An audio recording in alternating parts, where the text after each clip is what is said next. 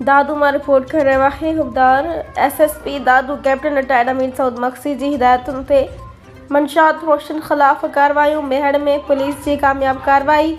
A category जो मंशात dealer गिरफ़्तार। संदसि वटां 2 किलो खां वधीक चर्स बरामद।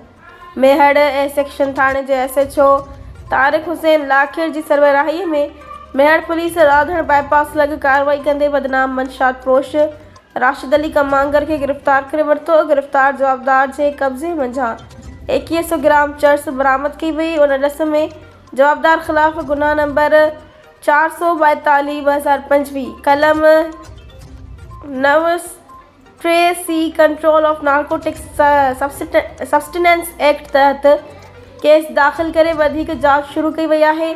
जिते जवाबदार राशिद कमांगर मंशात फरोशन जी अवल कैटेगरी वारो फ़हरिस्त में शामिल हो ऐं अॻु बि मंशात फरोशीअ जे केसनि में जेल वञी चुको आहे।